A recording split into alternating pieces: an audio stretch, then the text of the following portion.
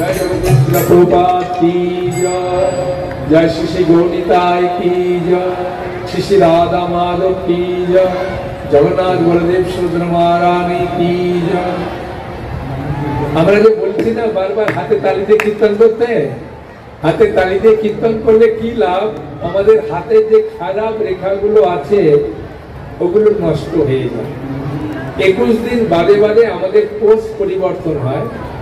তাই জন্য যখন হাতে তালি দিয়ে কীর্তন করব আপনারা নিজেরা পরীক্ষা করতে পারবেন, কারণ এই পরীক্ষাগুলো নিজের উপরে নির্ভর করছে। আপনি কোনো জ্যোতিষীকে দিয়ে হাত দেখাবেন, হাত দেখানোর পরে জ্যোতিষীকে যদি বলবেন যে আমার হাতে কি আছে, 1 মাস বাদে হরিনাম করার পরে হাতে তালি দিয়ে আপনি দেখাবেন, জ্যোতিষী বলবে কি করে আপনার এত পরিবর্তন হলো? কারণ এটা শাস্ত্রের কথা। যদি হাতে তালি দিয়ে কেউ কীর্তন করে হাতের খারাপ রেখাগুলো নষ্ট হয়ে যায়। আর হাত তুলে যদি আমরা কীর্তন করি তাহলে আমরা ভগবানের প্রতি শরণাপন্ন হই। আমাদের গৌরনিতায় সবসময় হাত তুলে কীর্তন করছে, সেই জন্য এই মাধ্যমে একটা খুব সুন্দর শিক্ষা আছে। তাই জন্য আমরা হাতে তালি দিয়ে কীর্তন করতে বলি আর হাত তুলে কীর্তন করতে বলি। হ্যাঁ, কারা কারা মায়াপুর ধামে গেছেন একবার হাত তুলে দেখি? বাহ, অনেকেই গেছেন। হ্যাঁ, মায়াপুর আসুন, খুব আনন্দ পাবেন। মায়াপুরে আমাদের সন্ধ্যা আরতিতে সবাইকে হাতে তালি দিয়ে কীর্তন করানো হয় আনন্দে।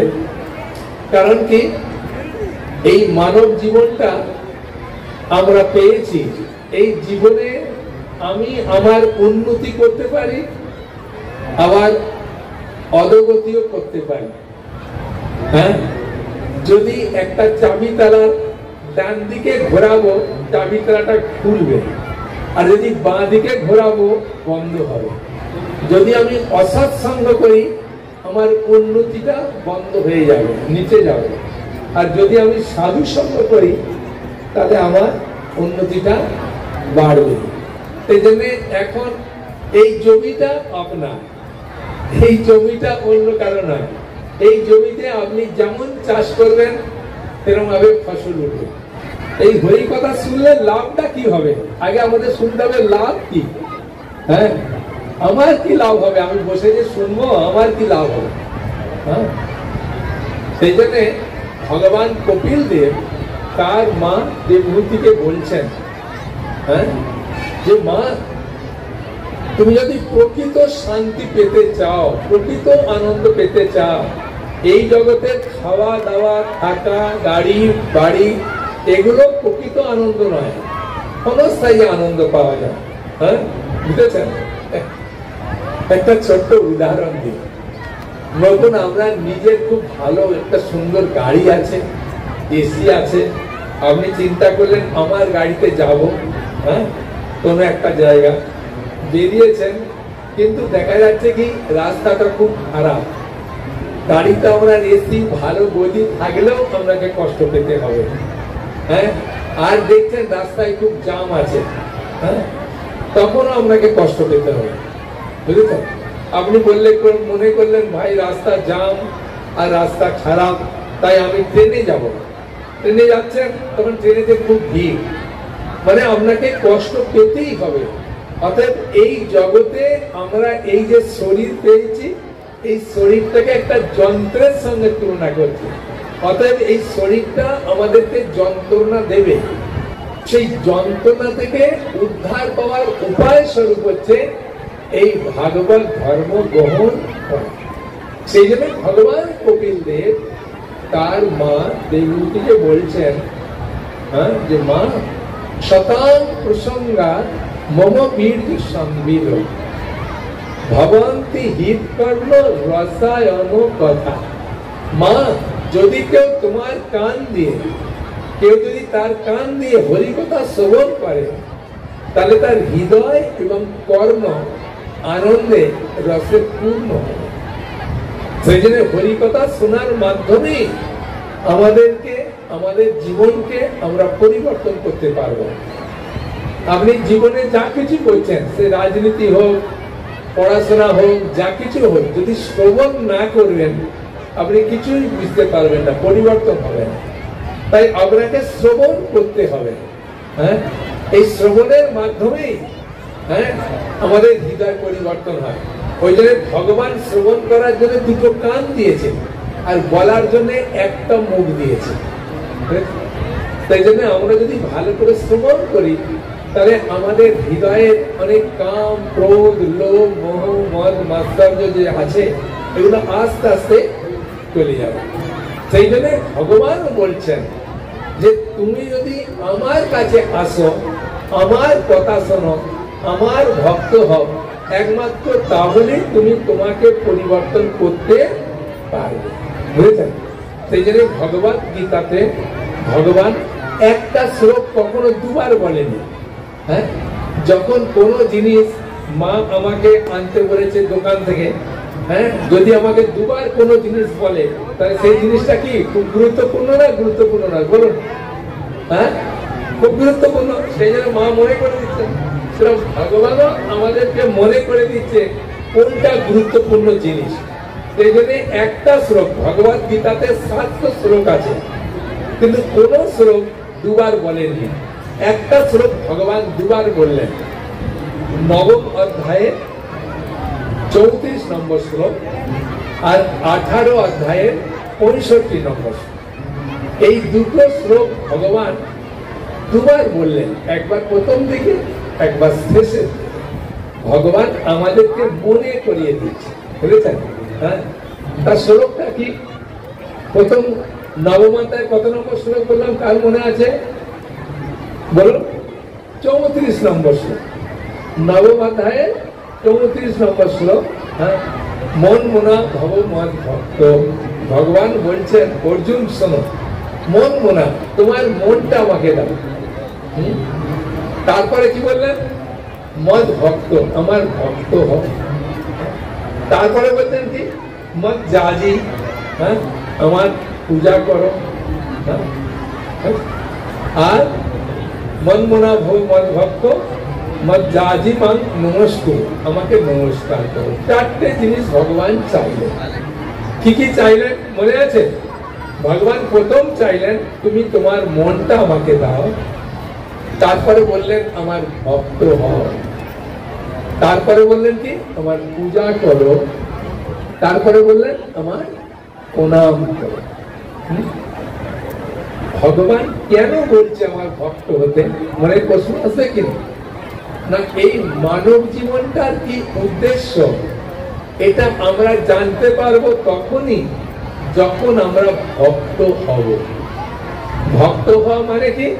ভক্ত হওয়া মানে হচ্ছে ভগবানের সঙ্গে যুক্ত হওয়া।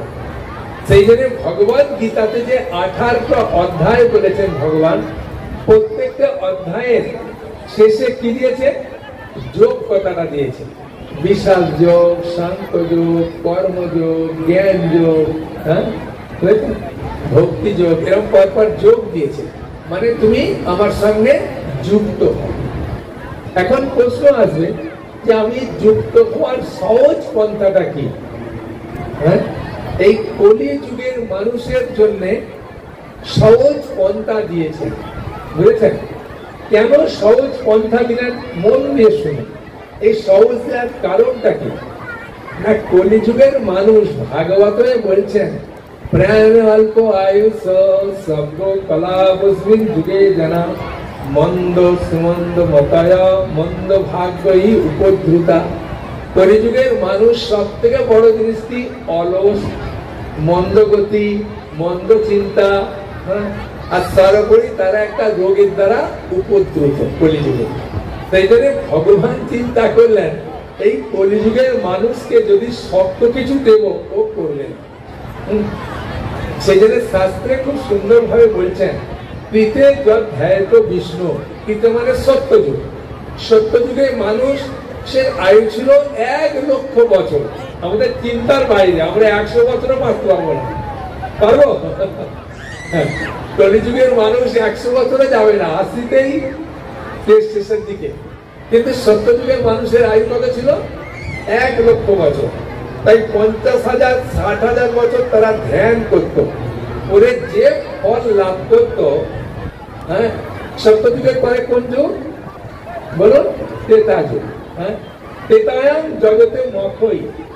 আর ত্রেতা যুগের মানুষরা যজ্ঞ অনুষ্ঠান করতেন, রাজকীয় যজ্ঞের আশ্রমের যজ্ঞ, প্রচুর টাকা খরচা, হ্যাঁ, ভালো কাঠ, ভালো ঘি, হ্যাঁ, নিয়ে যজ্ঞ করতেন। যে ফল লাভ করত ত্রেতা, আর মানুষের আয়ু কত ছিল? একটা শূন্য কমে গেল, 1 লক্ষ থেকে একটা শূন্য কমলে কত হবে? 10,000। হ্যাঁ, তাই ত্রেতা যুগের মানুষের আয়ু ছিল 10,000। তাও ত্রেতার পরে কোন যুগ? দাপর যুগ। দাপর যুগে মানুষের আয়ু আবার একটা শূন্য কমেছে, 100 বছর। কিন্তু দাপর যুগের মানুষরা কিভাবে আরাধনা করতেন? হ্যাঁ, দাপরে পরিচর্যায়ান, ভগবানের আরাধনা করে দাপর যুগের মানুষরা কৃপা লাভ করতেন। কিন্তু দাপর যুগের পরে কোন যুগ? কলি যুগ। তার কলি যুগের মানুষের আয়ু একটা শূন্য কমে গেলে কত হবে? 100। তাই কলি যুগের জন্য করেছে কি? কলৌ তদ হরি কীর্তনা। শুধু যদি হরে কৃষ্ণ মহামন্ত্র কীর্তন করবেন তাহলে কলিযুগের মানুষ সহজে ভগবানের কৃপা পাবে। হ্যাঁ, তাই সকলে আবার হাত তুলে বলুন, হরে কৃষ্ণ হরে কৃষ্ণ কৃষ্ণ কৃষ্ণ হরে হরে, হরে রাম রাম রাম হরে হরে। এই যে একবার হরিনাম বললেন, এর ফলটা কি জানেন? এর ফলটা হচ্ছে যমরাজ কোন দিনের জন্য আপনার কাছে আর আসবে না। বুঝেছেন? এইরকম একটা মহতি সবাই যদি একবার হরিনাম করবেন, বাড়িতে 10,000 বার করলে যে ফল, এখানে একবার করলে সেই ফল। অতএব যমরাজ কোনদিনের জন্য আমাদের কাছে আসবে না। বুঝেছেন? একজন মাস্টারমশাই আমাকে প্রশ্ন করছেন, সাধু বাবা একটা সত্যি কথা বলবো আপনার কাছে?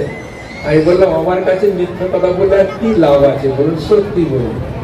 তখন উনি বলছেন, আচ্ছা যমরাজ যে আমাদেরকে কষ্ট দেয়, স্বর্গে পাঠায় বা নরক পাঠায়, কে দেখেছে স্বর্গ বা নরক? আমি বললাম, খুব ভালো প্রশ্ন। হ্যাঁ, বলছে আপনার বাবা দেখেছে না ঠাকুর দাদা দেখেছে স্বর্গ নরক? আমি বলছি, আমি তো জানি না, আমিও দেখিনি। বলে তাহলে কেন বিশ্বাস করবো স্বর্গ আছে বা নরক আছে? আমি বললাম, মাস্টারমশাই যদি কিছু মনে না করেন, আমি একটা কথা বলবো আপনাকে। বলুন। এই পূর্ণিমা রাত্রিতে একটা যদি দড়ি গুটানো অবস্থায় থাকে, তাকে কি বলে মনে করব? বলো, কি বলে মনে করবো? সাপ বলে মনে করবো কিনা? যদি পূর্ণিমা রাত্রিতে একটা দড়ি যদি গুটানো অবস্থায় থাকে, তাকে কি বলে মনে করবো? সাপ বলে মনে করবো, তাই না? এখন মাস্টারমশাইকে আমি বললাম, মাস্টারমশাই আপনি নিজে বলুন, সাপ বলে কোনো বস্তু আছে না নেই? বলছে আছে। আমি এই দড়িটা দেখে সাপ বলে কেন মনে হলো? না, দড়িটা সাপ এরকম ভাবে গুটানো অবস্থায় থাকে, সেই জন্য দেখে মনে হলো হ্যাঁ এটা সাপ। হ্যাঁ, তাহলে সাপ বলে একটা বস্তু আছে বলে আপনার মনে হয়েছে। তাই সেরকম স্বর্গ নরক বলে কোন বস্তু আছে বলে আমাদের মনে হয়। মাস্টারমশাই খুব খুশি হলেন। খুশি হয়ে বললেন যে এতদিনের আমার একটা ধারণা ছিল, ধারণাটা ভেঙে গেল। আমি স্বাভাবিক, এটার জন্য সাধু সঙ্গ করা দরকার, এইটার জন্য আমাদের গ্রন্থ পড়া দরকার। বুঝেছেন? আমরা অনেক সময় মনে করতে পারি যে প্রভু এখন বয়সে, এই বয়সে হরিনাম করব, আর এই বয়সে সাধু সঙ্গ করব, এই বয়সে হরিনাম সাধু সঙ্গ করে কি লাভ, বয়সকালে করব। একজন বৌমা, সে এখন হরিনাম শুনতে যাচ্ছে, তার শাশুড়ি মা তাকে ডেকে বলছেন, বৌমা তোমার এখনো একটা সন্তান হলো না, তুমি যাচ্ছ হরিনাম তো শুনতে? বলছে, মা কবে যাবো? না, তুমি যখন শাশুড়ি মা হবে তখন যাবে। বলে, মা আপনি তো শাশুড়ি মা হয়ে গেছেন, আপনি যাচ্ছেন না? বলে, না না, আমার চোখ এখনো ভালো আছে, ওই জন্য আমি এখনো যাচ্ছি না। বললো, মা তাহলে শাশুড়ি মা হলেও যেতে পারবে না? হ্যাঁ, তাই বৌমা শাশুড়ি মাকে বলছেন, মা সময় থাকতে আমাদের এই হরিনাম করা এগুলো দরকার। হ্যাঁ, একটা ছোট গল্প বলি, খুব ইন্টারেস্টিং গল্প। বর্ষাকাল, আর বর্ষাকালে ঝমঝম করে বৃষ্টি হয়, তখন কি খেতে ইচ্ছা করে বাড়িতে? সব বাড়িতে কি করে বর্ষাকালে? বৃষ্টি করলে খিচুড়ি করে মায়েরা, তাই না? তা মায়েরা খিচুড়ি করবে। তা আগেকার দিনে মায়েরা কি করতো? কাঠের আগুনে, ঘুঁটের আগুনে রান্না করতেন। তা খিচুড়ি রান্না করতে গেলে জলটা আগে গরম করতে হবে, তাই জলটা গরম করতে দিয়েছে। দুটো ব্যাঙ, বাচ্চা ব্যাঙ, তারা খুব লাফাচ্ছে, ট্রেন থেকে উঠেছে, উঠে লাফাতে লাফাতে দুটো ব্যাঙে পড়েছে কড়াইয়ের উপরে। আর কড়াইয়ের উপরে যখন পড়েছে, তখন একটা ব্যাঙ একদম পা দুটোকে এরকম করে মিলিয়ে দিয়ে খুব আনন্দে আছে। আর একটা ব্যাঙ বলছে, কিরে পালিয়েছ? বলছে, আরে এতক্ষণ ছিলাম জলে, কি ঠান্ডা, এখন গরমে আছি, কি সুখ, এই সুখ ছেড়ে কোথায় যাবো? বললে, বেশি সুখ ভালো না, তাড়াতাড়ি লাম্বা। বলতে, না, তোর যদি ইচ্ছা হয় তুই যা, আমি এখানে থাকি। বলে, থাকে আছে। আর জল যখন আস্তে আস্তে গরম হচ্ছে, আর গরম হতে হতে ব্যাংকটা চিন্তা করছে আমি লাভ দেবো, দিতে দিতে আর পারলো না, ওই জলেতেই ব্যাংকটা মারা গেল।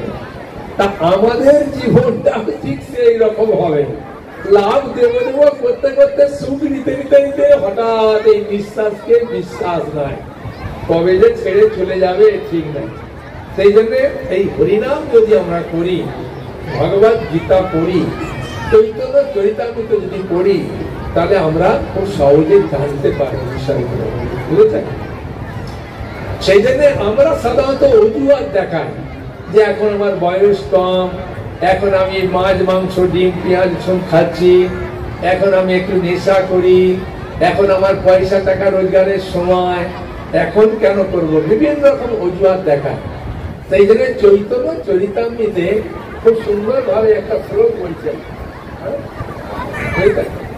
তা সেই শ্লোকটা কি আমরা পাঠ করব।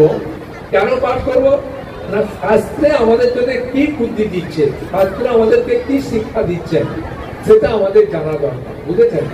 তা সেই জন্য যদি আমরা শাস্ত্রের কথা বিশ্বাস করি এবং শাস্ত্র অনুযায়ী যদি চলি, তাহলে আমাদের শাস্ত্র থেকে স্বাস্থ্য কোথাও এসেছে, আমাদের স্বাস্থ্য ভালো থাকবে, আমাদের মন ভালো থাকবে, সবকিছু ভালো থাকবে, বুঝেছেন? আমরা আসলে বিভিন্ন রকম ভাবে যুক্তি দিই, যে যুক্তিগুলো আমাদের সাধারণ মানুষের কাছে ওগুলো প্রযোজ্য হয়, কিন্তু শাস্ত্র যুক্তিগুলো শাস্ত্র দেখে যদি আমরা দিই, তাহলে আমাদের বুঝতে সুবিধে হয়, বুঝেছেন? সেই জন্য এই চৈতন্য চৈতামৃতের অন্তলীলাতে খুব সুন্দর ভাবে দুটো শ্লোক বলছেন, আমি মাত্র দুটো শ্লোক বলবেন, একটা 65 নম্বর শ্লোক, একটা 67 নম্বর শ্লোক। আর চৈতন্য চৈতামৃত সম্পূর্ণ বাংলা, বুঝেছেন? আর এখন তো 500 টাকা ডিসকাউন্ট দিয়েছে, আমাদের ইস্কন মন্দির থেকে একটা স্টল এসেছে, 500 টাকা ডিসকাউন্ট দিয়েছে। কি বলছে শুনুন, ওই যে কুবুদ্ধি ছাড়িয়া করো শ্রবণ কীর্তন, অচিরাত পাবে তবে কৃষ্ণের চরণ। এই কুবুদ্ধি ছাড়িয়া বলতে কি? এই কুবুদ্ধি বলতে কোনগুলোকে বোঝায়? কুবুদ্ধি বলতে বোঝায় আমার মনে যেটা হয় আমি সেটা বলি, এই আমার মনে যেটা হয় সেটাই হচ্ছে কুবুদ্ধি। কারণ মন কখনো ভালো জিনিস দেয় না, মন সবসময় মন্দ জিনিস দেয়, বুঝেছেন? এগুলো আমরা যদি শাস্ত্র থেকে পড়ি খুব সুন্দর সুন্দর ভাবে জানতে পারবো। এই কুবুদ্ধি কোনটা? কুবুদ্ধি সেটাকেই বলে যেটা আমার মন বলে। আমার মন চাইছে যে এখন আমি মাছ মাংস ডিম পেঁয়াজ রসুন খাবো, আমার মন চাইছে নেশা করতে, আমার মন চাইছে এখন হরিনাম করবে না, আমার মন চাইছে পয়সাকে আমি উড়িয়ে দেবো বিভিন্ন কাজে। এগুলোতে ভগবান আপনাকে প্রথমেই আপনাকে জানতে হবে কি, এইরকম একটা দেহ আমি যে পেয়েছি, এই দেহটা আমি সবসময়ের জন্য পাবো না, বুঝেছেন? সেই জন্য আমাদের সবসময় জানতে হবে। শাস্ত্রে বলছেন উত্তম গচ্ছন্তি সপ্তস্থান। ভগবত গীতাতে 14 অধ্যায়ে 18 নম্বর শ্লোকে ভগবান খুব সুন্দর ভাবে বলছেন, আমরা মাসে যে কাজ করি, এই মাসে কাজ করলে বেতনটা পাবো কোন মাসে? পরের মাসে পাবো। ঠিক এই জীবনে আপনি যেমন করেছেন পরবর্তী জীবনে আপনি সেরকম একটা জীবন পাবেন।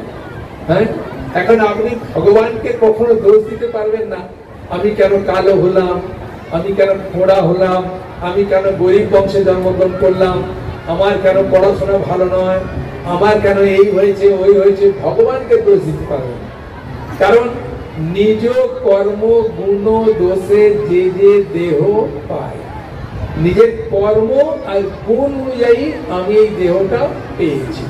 হ্যাঁ, এখন প্রতিটাতে খুব সুন্দর সুন্দর উদাহরণ আছে, গল্প, যদিও একটু রাত্রি হয়ে গেছে, সেই জন্য আপনারা যারা বসে আছেন শুনুন, খুব ভালো। একটা মাস্টারমশাই আমাকে প্রশ্ন করলেন, সাধু বাবা এই জগতে ভগবান আছে কি নেই আপনি বলুন। আমি বললাম, সাধুর কাছে প্রশ্ন করছেন, সাধু তো ভগবানকে আছে বলেই ও সাধু হয়েছে, যদি সাধু না ভগবান না থাকতো তো সাধু হতো না, ভগবান আছে। উনি তখন প্রশ্ন করছেন দ্বিতীয় প্রশ্ন, যে ভগবান যদি থাকে তাহলে এই জগতে এত মারামারি কাটাকাটি গরিব বড়লোক এত হিংসা কেন হচ্ছে? আমি বললাম, এটা তো ভগবদ গীতার কথা।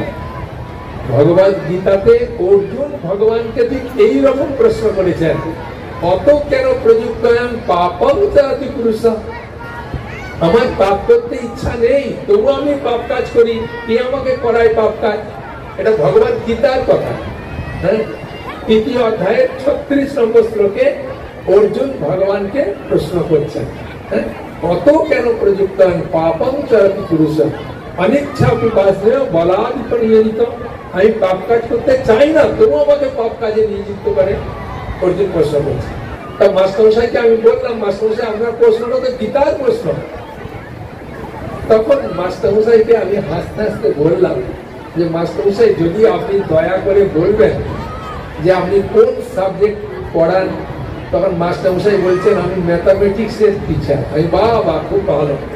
আমি তখন হাসতে হাসতে মাস্টারমশাইকে একটু আনন্দ দেওয়ার জন্য বলছি, আমি তো অঙ্কে ভালো ছিলাম না, সেই জন্য তো সাধু হয়ে গেলাম। যদি অঙ্কে জানতাম, অঙ্ক জানতাম, তাহলে তো আমি ম্যাথামেটিক্স এর টিচার হলে তো আমি আর সাধু হতাম না। তখন মাস্টারমশাই বলছেন যে, না না, আমার মনের যেটা সংশয় ওইটার জন্য আপনাকে প্রশ্ন করেছি। আমার মনে এটা অনেক দিন থেকে সংশয়, যদি ভগবান থাকে তাহলে গরিব বড়লোক কেন, এত মারামারি কাটাকাটি কেন, এত অশান্তি কেন? আমি বললাম, খুব বীজগণিতের দুটো সূত্র আপনাকে শিখতে হবে। যদি বীজগণিতের অঙ্ক করবেন, দুটো সূত্র আছে, a প্লাস বি হোল স্কয়ারের সূত্র আর a মাইনাস বি হোল স্কয়ারের সূত্র। তখন আমি মাস্টারমশাইকে বলছি যে, মাস্টারমশাই আপনি যে বোর্ডে অঙ্ক কাজ করা, বীজগণিতের অঙ্ক যখন শেখাবেন দুটো সূত্র শেখাতেই হবে। তা আপনি বোর্ডে ভালো করে বলছেন বারবার, এই ভালো করে তোমরা দেখো, a plus B whole square সূত্র কি, a square plus 2ab plus b square, ভালো করে দেখো। আর a minus B whole square সূত্র ভালো করে দেখো, a square minus 2ab plus b square. পেছনে 4-5টা ছেলে বলছে, আরে অনেক মাস্টার দেখেছি, এরকম পাগল মাস্টার তো দেখিনি রে ভাই।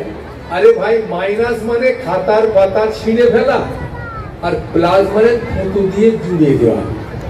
আরে এইটাকে এতবার বলছে, এই মাস্টার মাইনাস বলো না, বলে পাতা ছেড়ে, বলে প্লাস বলো, থুতু দিয়ে জোর, এরকম করছে। আর পরীক্ষাতে ওই দুটো সূত্র পড়েছে, আর পড়ার পরেই লিখছে কি, a plus B whole square সূত্র কি লিখছে, a square minus 2ab plus b square. আর a minus B whole square সূত্র কি লিখছে, a square plus 2ab plus b square. Master কেটে দিয়েছে, যেখানে লিখেছে a minus a plus B whole square সূত্র কি লিখলো, a square minus 2ab plus b square, ওখানে লাল পেন দিয়ে কেটে দিয়েছে। ছাত্র এসে মাস্টারকে বলছে, মাস্টারমশাই যদি আপনার কাছে পয়সা না থাকে 2 টাকা আমার থেকে চাইতে পারতেন, আপনি লাল পেন দিয়ে কেন টানলেন? যদি নীল কালিতে টেনে দিতেন তাহলে তো প্লাস হয়ে যেত, একটা তো নম্বর পেতাম। আর লাল কালিতে টেনলাম বলে খুব বকা দিচ্ছে, খারাপ কথা বলছে। আরে আমি মাস্টারমশাই a স্কয়ার b স্কয়ার গুলো ঠিক লিখেছি, তাতে তো কিছু নম্বর দেন, আপনি পুরা কেটে দিলেন। এখন এই যে মাস্টারমশাই নম্বর দিল না, এর কারণটা কি? যখন বোর্ডে অঙ্ক করাচ্ছিলেন তখন কি সবাইকে পাস করাবার জন্য না কাউকে ফেল করাবার জন্য করাচ্ছিলেন? সবাইকে পাস করাবার জন্য। তাহলে ওরা দুষ্টুমি করে শুনলো না, সেই জন্য ফেল করলো। তার দোষটা মাস্টারের না ছাত্রের? বলুন আপনারা। ছাত্রের। ঠিক সেই রকম ভাবে ভগবানের আমরা জীব, আমরা সন্তান, আমাদেরকে ভগবান কখনো খারাপ কিছু দেয় না, কিন্তু দেয় কিসের জন্য? আমাদের কর্মফলে। যেমন 4-5টা ছাত্র, মাইনাস মানে খাতার পাতা ছেঁড়া, প্লাস মানে থুতু দিয়ে জুড়ে দেওয়া। হ্যাঁ, সেই জন্য ভগবান বলছেন মায়ামুক্ত জীবের নাই কৃষ্ণ শত জ্ঞান, কৃষ্ণের কৃপায় কইল ভগবান বেদ পুরাণ। এই যে বেদ পুরাণ উপনিষদ ভগবান আমাদেরকে করেছেন আমাদের মঙ্গলের জন্য। 2 নম্বর একটা শ্লোক পড়বো। হ্যাঁ, 67 নম্বর শ্লোক। সেই শ্লোকটাতে কি বলছে দেখুন। বলেন যেই ভজে সেই বড় অভক্তহীন ছাড়। বলে যে ভজনা করবে সেই বড়। মানে এখানে বড় মানে এই নেই যে যার টাকা আছে আমরা তাকে বলি সব থেকে ধনী লোক, যে জ্ঞানবান আছে তাকে বলি সব থেকে জ্ঞানী লোক, যে বৈরাগ্য আছে তাকে বলি সব থেকে বৈরাগ্য। ভগবান বলছেন না না, শাস্ত্র অনুযায়ী বড়কে যে ভজে সেই বড়। অভক্তহীন ছাড়।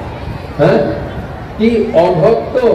যে ভক্ত করেনি এই কখনো ভগবান মানে না।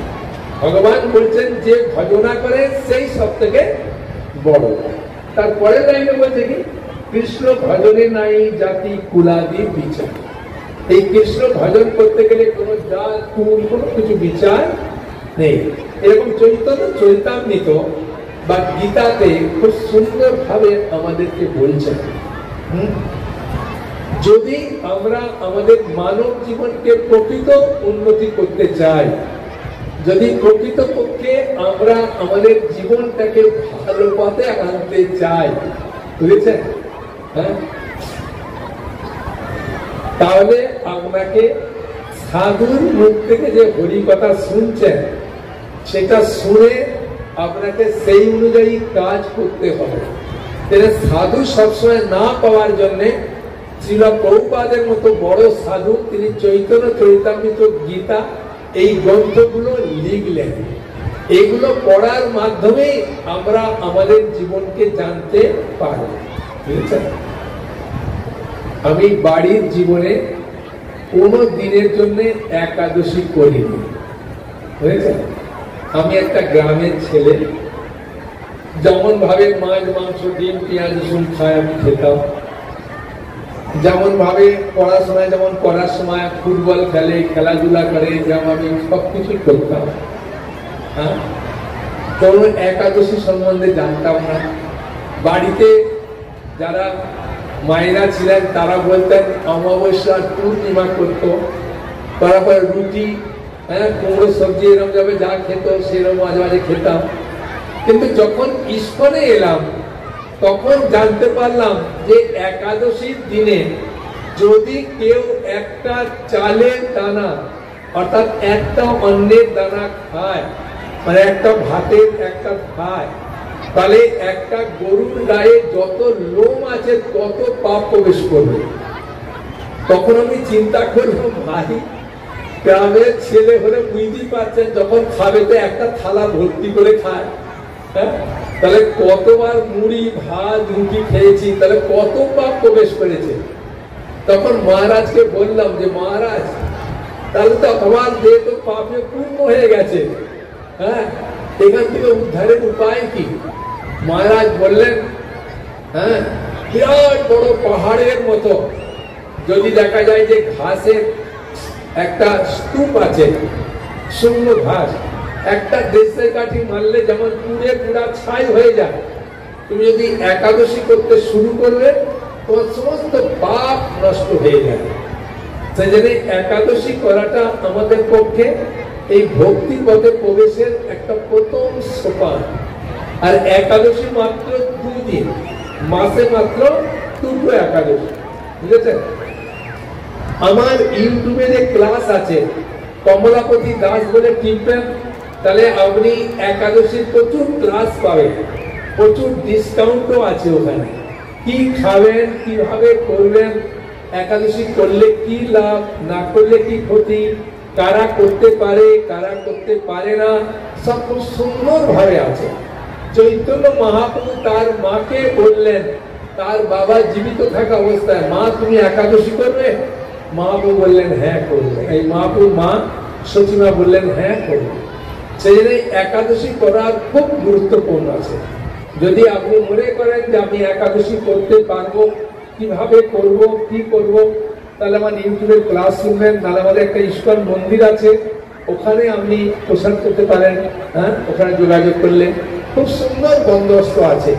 কারণ একাদশীর মাধ্যমে আর এই হরে কৃষ্ণ করার মাধ্যমেই একমাত্র আমরা ভক্তিপথে খুব সহজে যুক্ত হতে পারবো এবং আমাদের জীবনের উদ্দেশ্য আমরা সহজে জানতে পারবো।